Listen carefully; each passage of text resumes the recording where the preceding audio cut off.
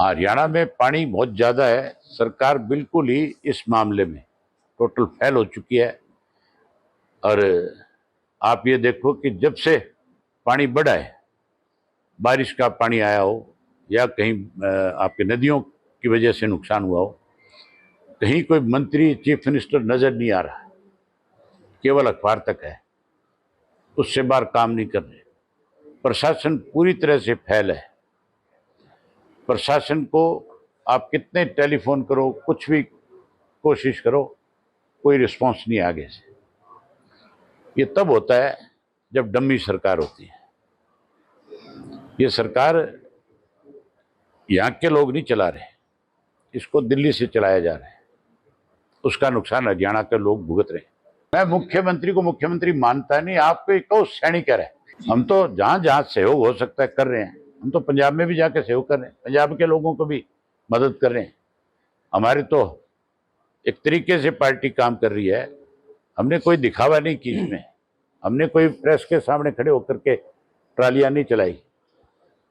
मैंने अपनी कॉन्स्टिट्यूंसी में अपने जिला के लोगों को जो नजदीक पंजाब के लगते हैं, उनकी एक जिम्मेवारी लगाई है कि आप 5, 7, 10 बच्चे इकट्ठे हो जाओ, एक ग्रुप बनाओ और पंजाब का कोई एक गांव अडॉप्ट कर लो जिसमें नुकसान हो रहा है। उस गांव में जाओ, उनसे जा करके पूछो भी आपको हम किस तरह की मदद कर सकते हैं जिससे आपको फायदा हो सकता है। कोई सूखे तूड़े की बात करता है, कोई चारे की बात करता है, कोई सूखी दालें जो है उनकी बात करता है, कोई आपका उसके साथ आटे की बात करता है। उस तरह की फिर स्वच्छ सामग्री इकट्ठी करके वो लोग ले जा करके दे करके आते हैं, उनकी उस तरह से मदद करें। हम औरों की तरह रुके नहीं मार रहे कि हमने क्या करना है। और अब फिर दोबारा पार्टी को नए सिरे से ताकत देने जा रहे हैं। जिन लोगों ने इनके साथ बेईमानी नहीं, लोगों के साथ, इंडियन नेशनल लोकदल पार्टी के कार्यकर्ताओं के साथ, इनके बीच में जाकर के कहीं बरगलाया, कहीं बहकाया, जितने भी हमारे साथी हैं। मैं 90 के 90 हल्कों में जाके आया हूँ, 3 हल्के बचे हैं। 90% से ज्यादा घर वापसी कर चुके हैं और मुझे उम्मीद है कि 25 तारीख तक 100% की घर वापसी हो जाएगी। आपका स्वागत है बहुत बहुत। के साथ अब 25 की जिम्मेवारी आपकी है। बलवान सुहाग जी का घर वापसी पे बहुत बहुत स्वागत है। आज इंडियन नेशनल लोकदल पार्टी की जब नींव रखी गई थी तो रोहतक जिले की पहली जिम्मेवारी पार्टी अध्यक्ष के नाते सुहाग साहब की लगी थी। इन्होंने बहुत लंबे समय तक पार्टी की सेवा करी और पार्टी के साथ बहुत सारे साथियों को जोड़ने का काम किया, एक पहचान बनाई पार्टी। बीच में कुछ समय ऐसा आया था, अकेले ये नहीं, बहुत सारे ऐसे हमारे साथी थे जो किन्हीं कारणों से रुष्ट होकर के पार्टी से अलग हो गए थे। आज 90% से ज्यादा घर वापसी होगी।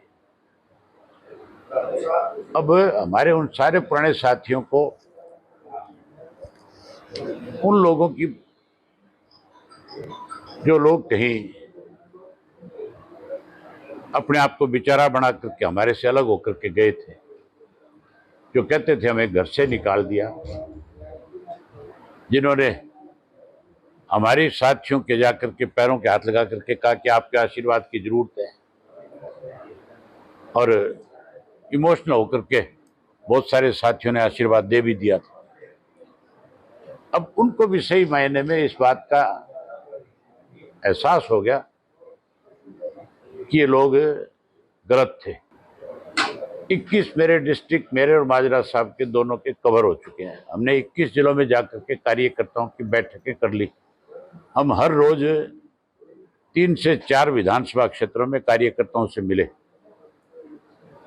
चौधरी देवीलाल जी के जन्म दिवस के प्रति, सम्मान दिवस के प्रति लोगों में बहुत उत्साह है और मैं ये मान के चलता हूं कि रोहतक में जो हम सम्मान दिवस मनाने जा रहे हैं वो अब तक का सबसे बड़ा होगा। उसकी जो जगह जो हमने तय करी है वो मुझे लगता है छोटी पड़ेगी। उसके बारे में हमें फिर से विचार करना पड़ेगा कि इसको कैसे बढ़ाया जाए। जब सर्वे हुआ था चुनाव से पहले, सब पार्टियों ने अपने अपने सर्वे कराए और उस सर्वे के अंदर हर व्यक्ति जब चुनाव लड़ता है या लड़ाता है किसी को, तो इस बात का पता करता है बाकायदा तौर पे कि कौन व्यक्ति जीत सकता है। इन्होंने कैसे मदद हो उसके लिए पहले तो बाप बेटा ने हर कॉन्स्टिट्यूंसी में 15 से 20 कैंडिडेट तैयार कर दिए कि कैसे मदद कर सकते हैं। 20-20 लोगों के ऊपर जाकर के हाथ टिका दिया कि तेरे को टिकट देंगे, तेरे को टिकट देंगे। और फिर उसके बाद जब सर्वे की एक रिपोर्ट आ गई, बीजेपी के पास भी आई वो रिपोर्ट, मेरे पास भी आई, इनके पास भी आई, कि कांग्रेस के जो 30 सिटिंग एमएलए हैं इनमें से 16 की हालत खराब है, जीत नहीं सकते। भाजपा वालों ने ईडी की रेड कराई। रामप्रस्ता एक बिल्डर है, उसके यहां भी रेड हुई और उसी के यहां रेड हुई तो दस्तावेज जो मिले उसके घर में, उसमें इसके भतीजे उस फर्म में पार्टनर मिले, हिस्सेदारी मिली। उसके माध्यम से इसके खिलाफ एफआईआर लॉन्च होगी। एफआईआर लॉन्च होने के बाद ईडी ने अरेस्ट नहीं किया, जबकि ईडी तो अरेस्ट करती है। अरेस्ट करने की बजाय इसको यह संदेश दे दिया कि आप बीजेपी के नेताओं से बात कर लो। इसने संपर्क किया बीजेपी के लोगों से, उन्होंने सीधा कहा कि भाई ये 30 जो तेरे सीटिंग है इनको टिकट दिलवा दे, ये मदद कर सकता है तू हमारी। और 30 के 30 की टिकट डिक्लेयर हुई। वो भी राहुल गांधी के ऊपर प्रेशर बना करके कराई गई कि हमें इस तरह का एक खबर मिली है कि कहीं इनमें से किसी की टिकट काट दोगे तो ये भगोड़े हो जाएंगे और इससे बनी बनाई सरकार कहीं ना कहीं एक गलत मैसेज चला जाएगा लोगों में। उसके बाद कितने ऐसे लोग थे जिनको भूपेंद्र सिंह हुड्डा ने अपने लोगों को खड़ा करके हराया। अलग अलग बहुत सारे नाम हैं, एक का उदाहरण दे देता हूं आपको, बाकियों का भी बता दूंगा कौन कौन थे जिनको किस किस तरीके से हराया गया। विजेंद्र जो था राहुल गांधी की टिकट से आया था और विजेंद्र से हुड्डा को सबसे बड़ा डर था कि अगर ये जीत गया, कल को सरकार कांग्रेस की बनी तो लीडर का नाम कहीं ऐसा ना हो राहुल गांधी इसका निकाल दे, तेरी जगह इसको आगे कर दे। तो पहले इसका इलाज किया जाए और उसका इलाज बड़े तरीके से किया इसने। 3 इसके चैत्य लोग थे जिनको ये कहता था तुम्हें चुनाव लड़ाऊंगा। जब टिकट कांग्रेस की नहीं थी तो क्लियर हो गया था भी नहीं जीतो, बावजूद उसके तीनों को खड़ा किया गया और तीनों ने 60,000 वोट लिए। वीरेंद्र का लड़का 32 वोट से हार गया। इस तरह से इसने भाजपा की मदद करी है। हमने अभी तक इस बात का फैसला नहीं किया बैठ करके आपस में कि किन किन नेताओं को इनवाइट किया जाए। सुखबीर बादल आएंगे, हमारे पारिवारिक रिश्ते हैं, हमेशा आते हैं, वो आएंगे।